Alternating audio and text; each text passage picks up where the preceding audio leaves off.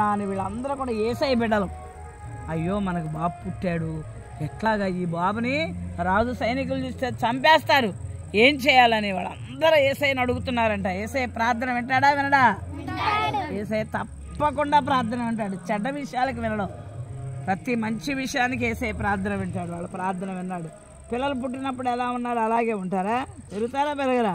మీరు అందరూ చిన్న పిల్లలుగా పుట్టారు, పెరిగారు కదా. అట్లాగే బాబు పెద్దవాడు అవుతున్నాడు. పెద్దవాడైతే ఏడుపు వినిపించదా?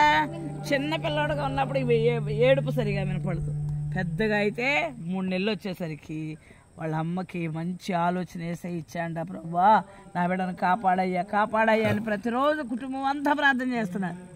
వాళ్ళ అమ్మకు ఒక ఆలోచన వచ్చి మరి దగ్గరలో ఉన్న అడవికి వెళ్ళి మరి చక్కని ఒక తొట్టి చేసే అవన్నీ తీసుకొచ్చి తొట్టి చేసి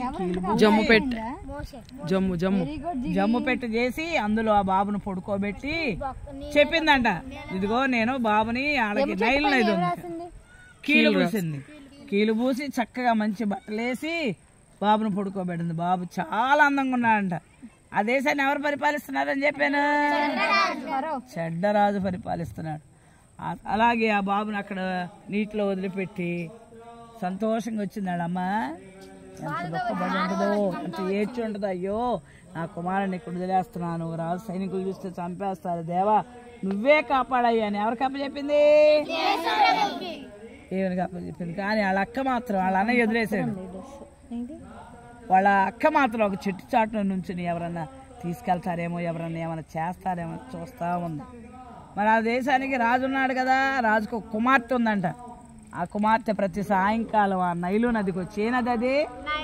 నైలు నదికి వచ్చి చక్కగా స్నానాలాడి జలకాలాడి, చాలా మందికి నీళ్ళు అంటే బాగా సరదా, సోనక్కలాగా బాగా నీళ్ళల్లో ఆటలాడుతున్నారంట.